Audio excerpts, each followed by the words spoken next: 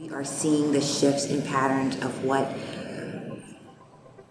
the challenges to climate change are bringing to our communities. And so my work has been grounded in lifting up and giving the skills to design and transform our communities from within our communities. That's my experience alone, from working with formerly incarcerated men and women, from working with seniors, from working with youth. And again, these are not just people that I serve. These are my family members. These are my community members. These are people that I trust.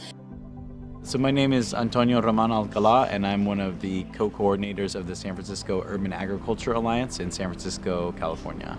A lot of our work has ended up being about policy, and we've managed to change 2 different city policies that relate to urban agriculture. I felt like it was really important to bring people together to kind of create the idea of grassroots political power, the idea that we as communities can do things that we don't need to rely on the government, we don't need to rely on changes in the corporate structure. We can actually make changes ourselves in how we live and what we want to see in our physical space.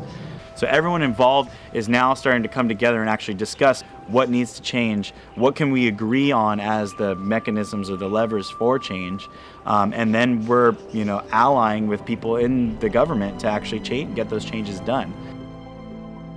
So there are no mistakes in the design of the natural world. There are patterns that exist on the leaves that allow the flow of water to efficiently get to where it needs to get. When you're looking at a landscape, permaculture wants us to think the same way. What is the need in terms of flow of energy for the Oakland population? The idea is utterly graceful.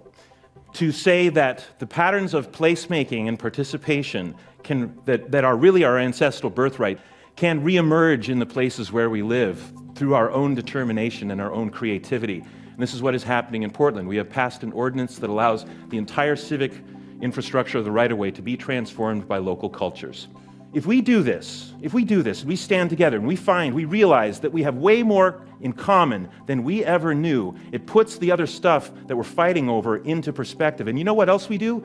We regrow the tips of the roots of the great tree of our society, and we enable ourselves to meet not only the challenge of climate change, but everything else that's been coming at us, and we can stand together and fall in love with each other while we do it. When we even look each other in the eye, the village begins to regenerate once again. And by village, I mean human scale, place-based, participatory, where you know your voice will be heard, and you understand something more about the people than just what they look like and maybe their name.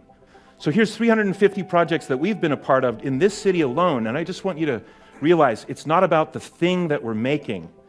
It's the radius of community involvement and impact that is really what we're creating. We use design not as a way of doing something that we get the community to do so that we make money. We use design as a means to build community. How do you start to shift an understanding of the ecological patterns that are allowing us to live in a place?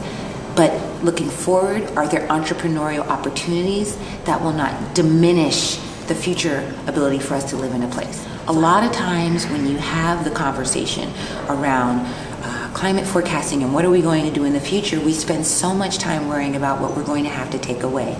But what are we able to add that can actually strengthen the opportunity of a workforce development in a community? This is what people need to hear.